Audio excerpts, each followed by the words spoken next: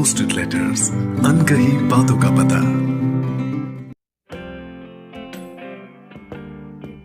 दोस्तों, unposted letters पे आप सुनने जा रहे हैं चिट्ठी, जीवन एक सफर, जिसे लिखा है और आवाज दी है रश्मि नाम्बियार ने। प्रिय मीता, तुम्हें चिट्ठी इसलिए लिख रहा हूं क्योंकि जब भी मेरी जिंदगी में कोई मुझे सीख दे जाता है तो मैं उसे एक चिट्ठी लिख लेता हूं। बस उस चिट्ठी को पोस्ट नहीं करता। आज तुमने मुझे अनजाने में एक बहुत बड़ी सीख दे दी। कैसे? इसे समझने के लिए तुम्हें मेरी जिंदगी में दाखिल होना पड़ेगा। ये जो स्ट्रीमर चलता है ना हुगली नदी पर, इसी ने मुझे तुमसे मिलवाया। तो शुरुआत इसी से करते हैं। जानती हो, जब स्ट्रीमर नदी के बीचों बीच पहुंचता है ना, तो उसकी आवाज एकदम साफ सुनाई देने लगती है। वैसे ही जैसे मैं अपनी जिंदगी के मध्य में पहुंच गया हूं और मेरे मन की आवाजें मुझे साफ सुनाई देने लगी हैं। मैं जानने लगा हूं कि औसत वेतन और औसत व्यक्तित्व होने की वजह से मेरी जिंदगी बोरिंग और नीरस है। ना कोई दोस्त, ना कोई रिश्तेदार। बस ऑफिस आते जाते स्ट्रीमर के कोने में बैठ कभी कहानियां तो कभी लोगों के चेहरे पढ़ लेता हूं। मेरे बगल में बैठने वाले घोष बाबू अक्सर पूछते हैं, क्या मिलता है तुम्हें ये कहानियां पढ़कर? कैसे बताता मैं घोष बाबू को कि जो कभी मैं जिंदगी में महसूस नहीं कर पाऊंगा, ये कहानियां मुझे वो महसूस करवा जाती हैं। गिरते संभलते, कभी तेज कदमों से तो कभी सुस्त कदमों से चलते, रूठते मनाते, जब उन संग मंजिल तक पहुंचता हूं तो कुछ देर के लिए अपने अकेलेपन के एहसास से दूर हो जाता हूं। इन कहानियों में मैंने एक घर बसा रखा है। जानती हो, उस दिन स्ट्रीमर बाग बाजार स्टॉप पर किनारे हो लिया।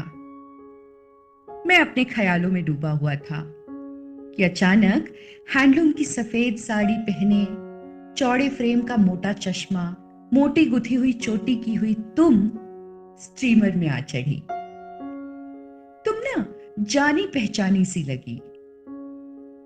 उस दिन पूरे रास्ते दिमाग पर जोर दे रहा था कि पहले तुम्हें कहां देखा है, कहां देखा है तुम्हें पहले। फिर दोपहर में जाकर चमका कि अरे, तुम तो हूबहू देश दुनिया अखबार की धारावाहिक कहानी सूरजमुखी की नायिका मीता दीदी जैसे थी। वही पहनावा, वही गठन, चेहरे की संजीदगी भी वही। अखबार में आ रहे श्रृंखला के साथ पिछले 3 हफ्तों से मैं मीता दीदी के साथ चल रहा था।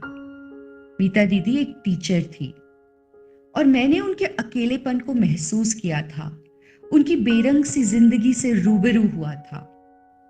अगली सुबह जब मैंने तुम्हें दूसरी बार स्ट्रीमर में देखा तो मैं तुम और मीता दीदी की समानताओं पर हैरान था।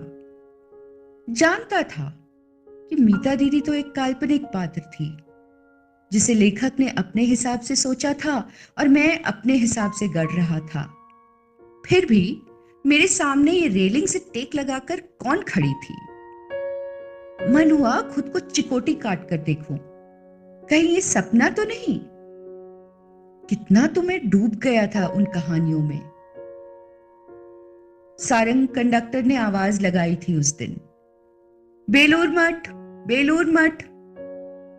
तुम अपनी सफेद साड़ी संभालते हुए उतरने को तैयार हुई तो तुम्हारे हाथ से एक किताब नीचे आ गिरी। उससे एक बुकमार्क छिटक कर आ गिरा। बुकमार्क पर एक नाम लिखा था, मीता बैनर्जी। मेरा सर चकरा गया। ये क्या माजरा था? वही रंग, वही रूप, अब नाम भी वही। जरूर तुम्हारा उस कहानी से कोई नाता था। मेरा दिमाग तो ये मान ही बैठा था ना। इसके बाद समानताएं और बढ़ने लगी।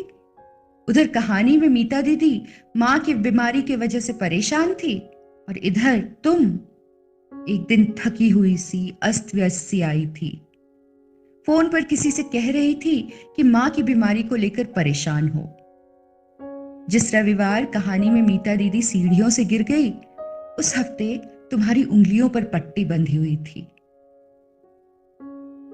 मेरा मन थोड़ा तो खुश हो रहा था कि मैं सही था, कि तुम्हारा उस कहानी से नाता जरूर था, लेकिन एक अजीब सा डर भी था कि ये क्या भयानक संयोग लिख रहे थे सूरजमुखी के लेखक पल्लव सेन। खैर, अगले रविवार मैंने राहत की सांस ली। उधर कहानी में लेखक ने लिखा था, मीता दीदी के लिए छोटा सा मृणाल सूरज था और वो उसे देखकर सूरजमुखी की तरह खिल जाती थी। मैं भी इधर देख रहा था, स्टीमर के उबाऊ चेहरों के बीच सफेद खद्दर की साड़ी में लिपटी एक सूरजमुखी को खिलते हुए, मुस्कुराते हुए।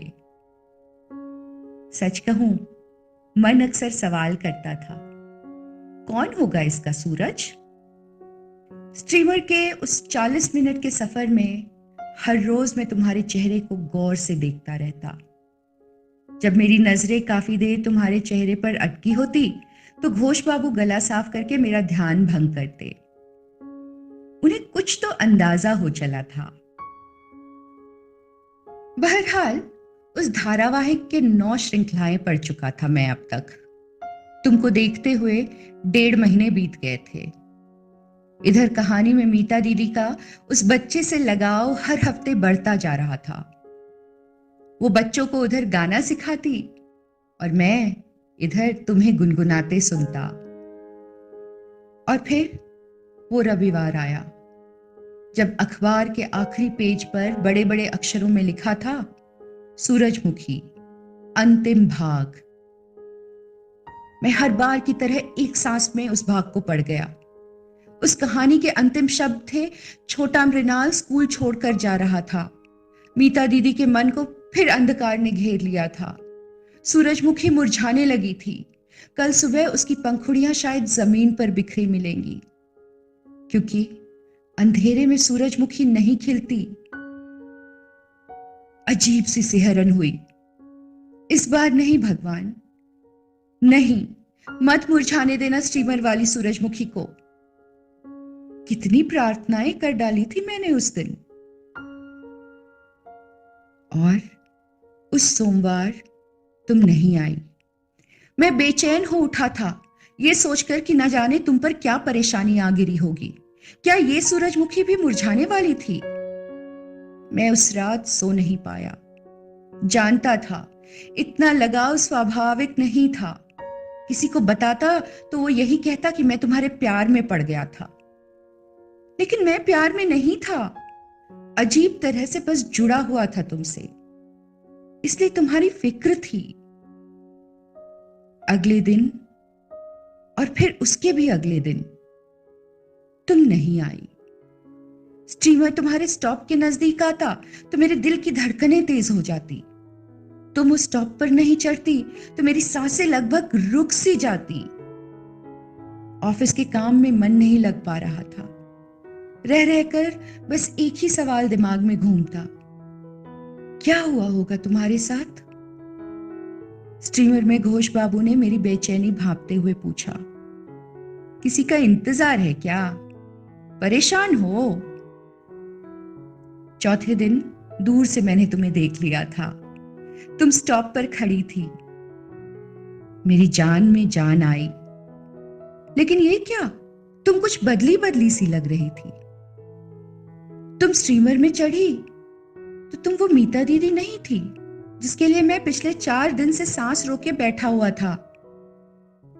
तुम्हारे खद्दर की साड़ी की जगह हल्के गुलाबी रंग की सलवार कमीज ने ले ली थी। पैरों में हील्स वाले चप्पल, लंबे बालों का पोनीटेल, होठों पे लिपस्टिक में लिपटी मुस्कान और माथे पर बिंदी। सच कहूं तो मैंने तुम्हारी मांग में सिंदूर भी खोजने की कोशिश की, लेकिन मिला नहीं।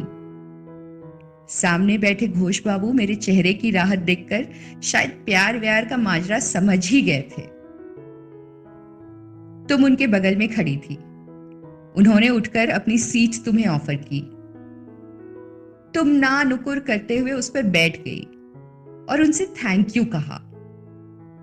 घोष बाबू ने तुमसे पूछा, रेगुलर पैसेंजर हो ना, लेकिन 2-3 दिन से आई नहीं, शॉप ठीक तो?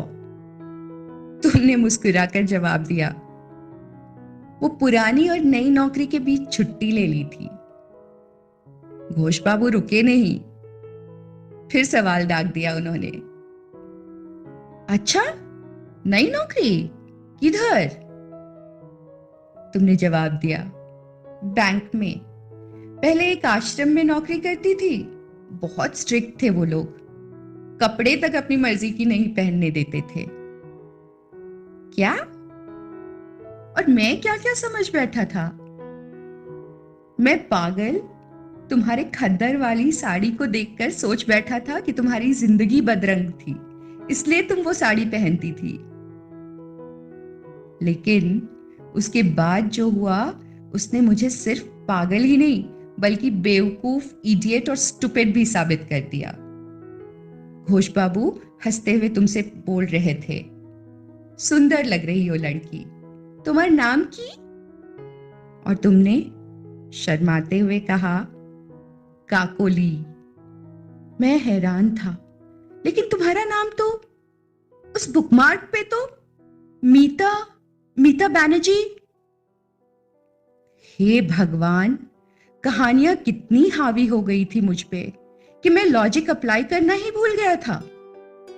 बुकमार्क पे एक नाम लिखा हुआ देखा और मैं वो तुम्हारा नाम समझ बैठा। तुम्हारे कपड़ों को देखकर मैं इमेजिन कर बैठा कि तुम्हारी जिंदगी उस कहानी के पात्र मीता दीदी की तरह बेरंग होगी। तुम्हें फोन पर एक सेंटेंस कहते हुए सुनकर मैंने तुम्हारी पूरी जिंदगी मन में गढ़ ली थी। कितना गलत था मैं।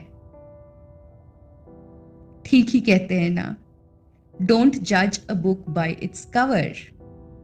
किसी को बिना जाने, बिना उससे बात किए उसकी जिंदगी में क्या चल रहा है उसका अंदाजा नहीं लगा सकते। कल से मैं तुम्हें उसी नजर से देखूंगा या नहीं, मैं नहीं जानता, लेकिन आज ये चिट्ठी लिखनी जरूरी है। वजह तो मैंने पहले ही बता दिया है। हाँ, ढेर सारी दुआएं तुम्हारे लिए, एक अजनबी। दोस्तों, आपको ये चिट्ठी कैसी लगी हमें जरूर बताइएगा। हमें आपके कमेंट्स का इंतजार रहेगा। इस चिट्ठी को लाइक करें, शेयर करें और हमारे चैनल कुछ कहना है को सब्सक्राइब करें। Thank you.